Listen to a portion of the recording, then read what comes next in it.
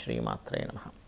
ప్రేక్షకులకి ఆ లలితాంబిక అమ్మవారి యొక్క అనుగ్రహం పరిపూర్ణంగా కలగాలని మనస్ఫూర్తి కోరుకుంటూ మనం డిసెంబర్ మాసంలో అసలు గ్రహస్థితి ఏ విధంగా ఉంది అని చెప్పి చూసుకున్నట్లయితే ఈ మాసంలో 3 గ్రహాలు వక్రించి ఉంటాయి. అందులో ప్రధానంగా గురువు వృషభ రాశిలో వక్రించి ఉంటున్నాడు, కుజుడు కర్కాటక రాశిలో వక్రించి ఉంటున్నాడు. అదేవిధంగా శని కనుక చూసుకున్నట్లయితే వక్ర త్యాగం అయిపోయింది ఆల్రెడీ శనిది. ఇక బుధగ్రహం పర్టికులర్గా మనకి ఈ యొక్క వృశ్చిక రాశిలో ఉండి 16వ తేదీ వరకు వక్రగతిలో ఉంటాడు రవితో కలిసి. అయితే ఈ రవితో కలిసినటువంటి బుధుడు వక్రత్యాగం 16వ తేదీ అవుతూ అదే 16వ తేదీ ధనస్సులోకి రవి మారుతున్నాడు. అదేవిధంగా శుక్రుడు గమనించుకున్నట్లయితే 3వ తేదీ నుంచి ధనస్సు రాశిలో ఉన్నటువంటి శుక్రుడు మకర రాశిలోకి ఎంటర్ అవ్వడం జరుగుతుంది. ఆయన 29వ తేదీ వరకు మకరంలో ఉండి కుంభంలోకి 29వ తేదీకి వెళ్తూ శనిని కలుస్తాడు. అదేవిధంగా మీనంలో రాహువు, కన్యారాశిలో కేతు ఈ యొక్క సంచారం జరుగుతుంది. ఇక ఈ యొక్క గ్రహస్థితిని అనుసరించి ద్వాదశ లగ్నాల వారికి మరియు ద్వాదశ రాసుల వారికి లగ్నం తెలిసిన వారి లగ్నం నుంచి చూసుకోవచ్చు, లేదా లగ్నం తెలియని వారి రాశి నుంచి చూసుకోవచ్చు. వృషభ లగ్నము, వృషభ రాశి, మీకు మీ యొక్క రాశ్యాధిపతి అయినటువంటి శుక్రుడు 3వ తేదీ నుంచి 9వ స్థానంలోకి వెళ్తున్నాడు. 9వ స్థానానికి వెళ్ళడం వల్ల ఖచ్చితంగా మీరు పుణ్యక్షేత్ర దర్శనాలు, ఆధ్యాత్మికం వైపు వెళ్ళడము, అదేవిధంగా ఉన్న జాబ్ నుంచి కొంత మార్పులు, ప్రదేశం మార్పులు ఇటువంటివి మీకు లైఫ్లో జరుగుతాయి. అదేవిధంగా ఈ కుటుంబ పంచమాధిపతి బుధుడు మీ యొక్క లగ్నం నుంచి 7వ స్థానంలో వక్రించున్నాడు. ఈ వక్రగతి 16వ తేదీ వరకు ఉంటుంది. 16వ తేదీ నుంచి స్ట్రైట్ అయిపోతాడు. సో మీరు ఎవరినైనా ఇష్టపడి వివాహం చేసుకోవాలి అని అనుకునేటువంటి విషయాల్లో 16 తర్వాత మీకు అనుకూలిస్తాయి. కాకపోతే కొంత బంధువర్గంలో ఉన్నటువంటి కొన్ని వివాహ సంబంధాలు అనుకొని మిస్ అవ్వడం జరుగుతుంది 16వ తేదీ వరకు. మీ యొక్క జీవిత భాగస్వామి పేరు మీద, అది స్త్రీ కావచ్చు, పురుషుడు కావచ్చు, ఏదైనా ఒక ప్రాపర్టీ తీసుకోవడము, లేనట్లయితే మీ యొక్క జీవిత భాగస్వామికి ఎప్పటి నుంచో గవర్నమెంట్ రిలేటెడ్ సంబంధించిన ఉద్యోగ అవకాశాల కోసం ప్రయత్నం చేసేటువంటి వారికి అనుకూలిస్తుంది అనేటువంటి చాలా స్పష్టంగా గోచరిస్తుంది. అయితే మీరు ఈ 7, 8 తేదీలు మాత్రం పొరపాటును కూడా, కొంతమంది చూడండి పలానా వాళ్ళు జాబ్ ఇప్పిస్తారట అని అనుకున్నప్పుడు వాళ్ళకి మనీ పే చేయడం లాంటివి జరుగుతూ ఉంటుంది. 7, 8 తేదీలు జాబ్స్ కోసం మనీ పే చేసి మోసపోయే యోగం మీకు నడుస్తుంది. కాబట్టి ఈ తేదీల్లో చాలా జాగ్రత్తగా ఉండండి. 9, 10 తేదీలు వ్యాపార సంబంధించినటువంటి అంశాల పట్ల కాస్త జాగ్రత్తగా ఉండాలి. అయితే మీకు ఈ పంచమ స్థానంలో కేతువు యొక్క సంచారం జరుగుతుంది కాబట్టి ముఖ్యంగా నిర్ణయాలు తీసుకునేటప్పుడు, ఏదైనా ఒక డెసిషన్ తీసుకునేటప్పుడు చాలా జాగ్రత్తగా ఉండండి. ఇది ముఖ్యంగా గుర్తుపెట్టుకోండి. అదేవిధంగా ఇక్కడ 7వ స్థానంలో 16వ తేదీ వరకు రవి యొక్క స్థితి ఉంది కాబట్టి ఎవరైనా వివాహ సంబంధ విషయాలు కనుక మీరు ప్రయత్నం చేస్తున్నట్లయితే కాస్త మెడికల్ రంగాల్లో ఉండేటువంటి వారు, లేనట్లయితే గవర్నమెంట్ రిలేటెడ్ సంబంధించిన ఆ వ్యక్తులతో అవి ఎక్కువగా కనెక్ట్ అవుతున్నాయి ఇక్కడ. అలాగే మరొక విషయం ఏంటంటే ఇక్కడ ఈ వృషభం వారికి జాబ్ సంబంధించినటువంటి విషయంలో అనుకూలతలు యోగిస్తాయి. కాకపోతే కొంచెం స్లోగా మూమెంట్ ఉంటుంది. మీకు ఉద్యోగ సంబంధించిన విషయంలో ఇంకా ఫలితాలు ఇంకాస్త ఫాస్ట్గా రావాలి అని అనుకుంటే మీరు చేయవలసింది ఏమిటంటే నవగ్రహాల్లో శని భగవానుడి దగ్గర దీపారాధన చేయండి. అదేవిధంగా లలితా సహస్రనామాల్లో మొదటి నామం ఉంటుంది ఓం శ్రీమాతా శ్రీ మహారాజ్ఞి శ్రీమత్ సింహాసనేశ్వరి నమః, లేదా ఓం మాణిక్య మకుటాకార జానుద్వయ విరాజితాయే నమః. ఏదైనా ఒక నిర్ణయం తీసుకోవాల్సి వస్తే మాత్రం ఖచ్చితంగా గణపతిని తలుచుకొని నిర్ణయం తీసుకోండి.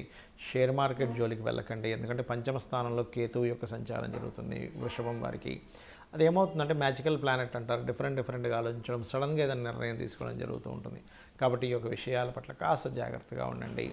రాజకీయ నాయకులకి ఆ కేతువు మారే వరకు కొంచెం అనుకూలత అనేటువంటిది ఉండదు. కాకపోతే నిత్యము కనుక మీరు గణపతిని ఆరాధించడము, గణపతికి తర్పణము, లేనట్లయితే ఉలవలు దానంగా ఇవ్వడం కనుక చేస్తున్నట్లయితే అన్ని విధాలా మీకు బాగుండడం జరుగుతుంది. చాలామంది నన్ను అడుగుతుంది ఏంటంటే వాళ్ళ జన్మజాతకాల్లో ఏదైనా వక్రగ్రహం ఉన్నట్లయితే ఏమిటి ఫలితం అని అడుగుతూ ఉన్నారు.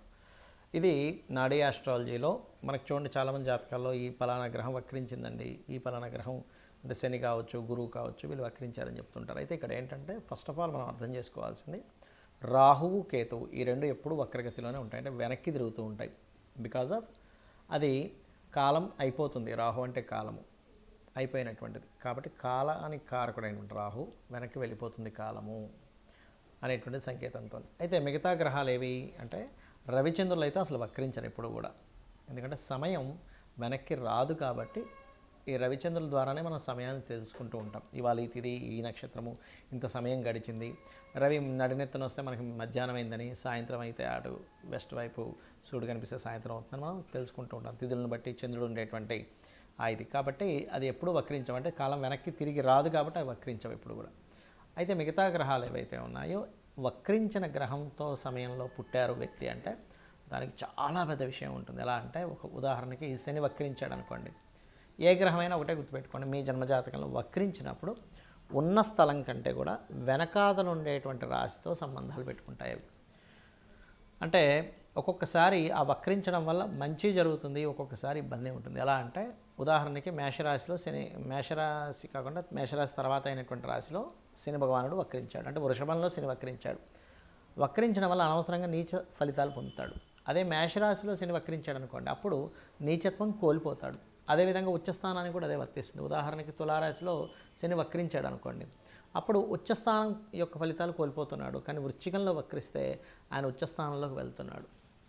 ఏదైనా ఒక గ్రహం కనుక వక్రించినప్పుడు తను ఏ రాశిలో ఉండి వక్రించాడో అది అదృష్టానికి దారితీస్తుందా, ఇబ్బందికి దారితీస్తుందా అనేటువంటి చూడాలి.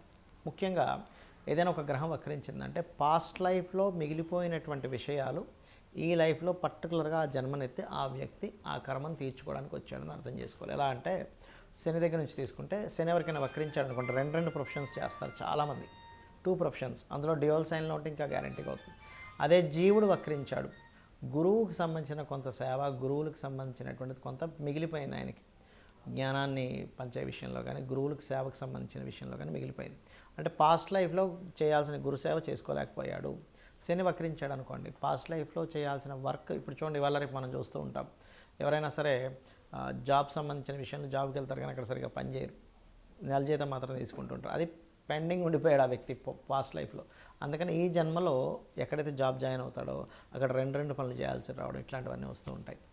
But it's depend on a రాశిలో ఏముంది అనేటువంటిది. అయితే ఈ వక్రగతి ఉన్నప్పుడు మనం అమ్మో ఏమవుతుందని భయపడాల్సింది లేదు. అక్కడ అసలు అది ఏ యోగాన్ని ఇస్తుంది, ఒక్కోసారి అద్భుతమైన యోగాన్ని ఇస్తుంది, ఒక్కోసారి ఇబ్బందిని ఇస్తుంది. బట్ అది చూసుకోవాలి.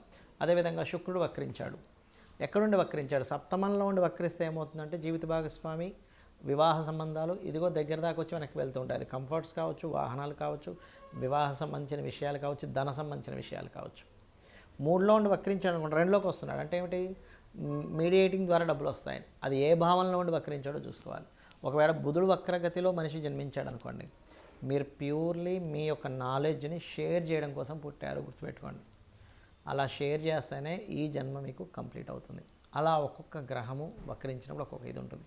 కుజుడు వక్రించాడు, కుజుడు అంటే దేనికి కారకుడు, భూములకు కారకుడు. అది వక్రించినప్పుడు ఒక మంచి ప్లానెట్తో వెళ్ళి కనెక్ట్ అయితే భూముల ద్వారా లాభాలు ఉంటాయి. వక్రించినప్పుడు ఆ 159 యాక్సెస్లో ఇంకొక పాపగ్రహంతో కనెక్ట్ అయితే రావాల్సిన భూమి కాస్త పోయి ఇబ్బంది పడతాడని అర్థం. సో దానికి ఏం చేయాలంటే వక్రించిన గ్రహాన్ని మనం చూసినప్పుడు అది వెళ్ళి ఏ గ్రహాలతో కంజంక్ట్ అవుతుంది, ఏ గ్రహాలతో చూడబడుతుందో తెలుసుకొని దానికి సంబంధించిన రెమెడీ చేసుకుంటే ఈ వక్రగతి ఒకవేళ ఇబ్బందికరంగా ఉంటే ఆ ఇబ్బందికరమైన పరిస్థితులు తగ్గుతాయి. బాగున్నట్లయితే మనం ఏం రెమెడీ చేసుకోకర్లేదు, అద్భుతంగా ఉంటుంది. ఆ రెమెడీస్ కూడా చిన్న చిన్నవి, గోవుకి తినిపించడము, గ్రహాలకు దీపారాధన చేయడము, లేనట్లయితే అమ్మవారి నామాల్లో ఏదైనా ఒక మంత్రం చేసుకోవడం చేస్తూ ఉండాలి. శని వక్రించాడు ఉదాహరణకి, శని వక్రగతి వల్లే ఇబ్బందులు వస్తున్నాయి అనుకోండి, ఎందుకంటే కర్మకారకుడు కాబట్టి వాళ్ళు చేయవలసిన మంత్రం ఏమిటంటే ఓం అనాకలిత సాదృశ్య చుబుక శ్రీ విరాజితాయ నమః. జుపిటర్ వక్రించి నీచ స్థానంలోకి వెళ్తున్నాడు, అలాంటప్పుడు జయ గురుదత్త, శ్రీ గురుదత్త అనే నామస్మరణ చేయండి. బుధుడు వక్రించడం వల్ల ఇబ్బందులు ఎదుర్కొంటున్నారు మీరు, అందరికీ ఇబ్బందులు ఎదుర్కోవాలని లేదు. అది ఏదైనా నీచ స్థానంలోకి వెళ్ళినా పాపగ్రహాలతో కంజెక్ట్ అయినప్పుడు మాత్రమే అప్పుడు విష్ణు సహస్రనామాలు చేయండి, లేదా ఓం నమో నారాయణాయ అనే నామస్మరణ చేయండి. శుక్రుడు వక్రించాడు, లలితా సహస్రనామాలు చేయండి, లేదా ఓం శ్రీమాత్రే నమః అని చేసుకోండి. కుజుడు వక్రించాడు, ఇబ్బంది పడుతున్నారు మీరు, ఉదాహరణకి కుజ సంబంధంగా, అప్పుడు ఏంటంటే ఓం స్కందాయ నమః అనే నామస్మరణ చేయండి. ఎందుకంటే వక్రగతి మీరు మీ పాస్ట్ లైఫ్లో చేయాల్సినటువంటి కొన్ని పెండింగ్ కర్మాస్ క్లియర్ చేసుకోవడానికి జన్మెత్తారని అర్థము. కాబట్టి ఇలా చూసుకొని చేసుకోండి. అన్ని విధాలా మీకు అమ్మవారి అనుగ్రహం ఉండాలని, కలగాలని మనస్ఫూర్తిగా కోరుకుంటూ శ్రీమాత్రే నమః.